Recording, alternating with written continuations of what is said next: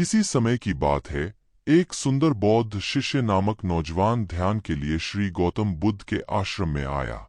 उसकी आत्मा में तो एकांत की तीव्र इच्छा थी, लेकिन बोलने में वह बहुत ही संकोची था। वह हमेशा चुपचाप रहता था, किसी के साथ नहीं बोलता था। एक दिन गुरु बुद्ध ने उससे पूछा, शिष्य तुम ऐसे क्यों हो?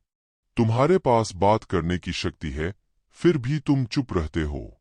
ध्यान के मध्य से निकलते हुए उस नौजवान शिष्य ने कहा, गुरुदेव मुझे लगता है कि मेरे शब्दों की शक्ति का प्रयोग करने में मैं अनुभवहीन हूँ। मैं डरता हूँ कि मेरे शब्दों से किसी को चोट पहुँच सकती है।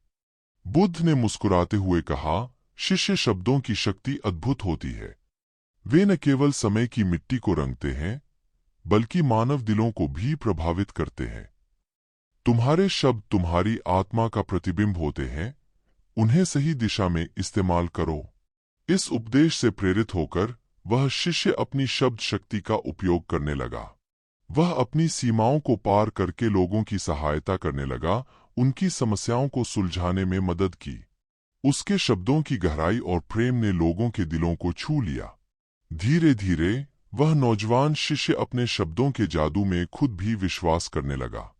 उसने देखा कि उसके शब्द एक परिवर्तन ला सकते हैं, एक नया दृष्टिकोण प्रदान कर सकते हैं।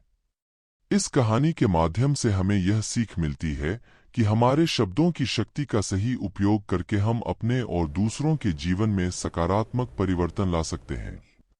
शब्दों का उपयोग समझदारी से करें, ताकि हम समाज में सृजनात्मकता और प्रेम की बारीकियों को समझ सकें।